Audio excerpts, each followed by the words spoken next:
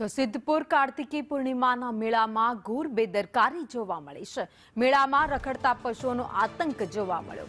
મેળા વચ્ચેથી પશુઓના દોડતા ટોળા દેખાયા છે।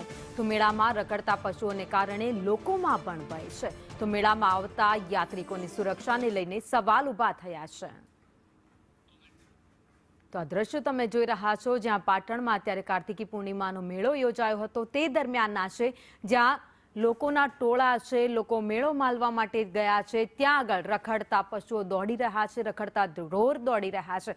ત્યારે સવાલ થાય છે કે જો કોઈ વ્યક્તિને વાગ્યું હોત તો જવાબદાર કોણ? કારણ કે મેળામાં હજારોની સંખ્યામાં લોકોની ભીડ ઉમટી પડતી હોય છે। મહિલાઓ, બાળકો, વૃદ્ધ તમામ લોકો આ મેળામાં આવતા હોય છે। તેવામાં રખડતા પશુઓ દ્વારા ગમે ત્યારે કોઈ અડફેટે આવ્યું હોત અને એને વાગી ગયું હોત તો શું થતું? એક તરફ પોલીસની કામગીરી પર સવાલ છે, ત્યાંના તંત્ર પર સવાલ છે અને મેળાનું આયોજન કર્યું હતું જે લોકો, એના પર પણ સવાલ ઊભા થાય છે કે એવી વ્યવસ્થા શા માટે ન કરવામાં આવી કે કોઈ બેરિકેડ લગાવવામાં આવે, રસ્તો બંધ કરવામાં આવે, જેથી કરીને આવા રખડતા ઢોર અંદર પ્રવેશ ન કરી શકે। વધુ અપડેટ સાથે સંવાદદાતા વિષ્ણુ અમારી સાથે જોડાઈ ગયા છે। વિષ્ણુ, એક વિડીયો સામે આવ્યો છે મેળાનો, જ્યાં રખડતા ઢોર મેળામાં ફરી રહ્યા છે।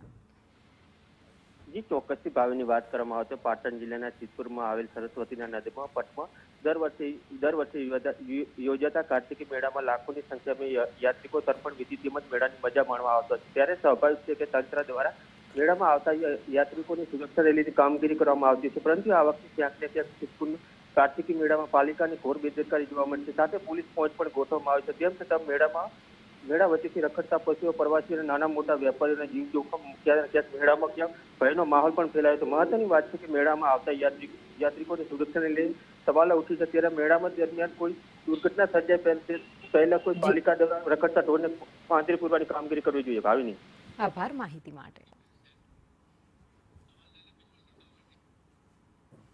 તો આ દ્રશ્યો જ્યાં સિદ્ધપુરમાં કાર્તિકી પૂર્ણિમાનો મેળો યોજાયો હતો તે દરમિયાન રખડતા ઢોર છે એ અંદર પહોંચી ગયા હતા અને દોડધામ કરી હતી। ત્યારે સવાલ હવે અનેક થઈ રહ્યા છે કે લોકોની સુરક્ષાનું શું? કેમ કોઈ બેરિકેડિંગ અહીંયા મૂકવામાં નથી આવ્યા?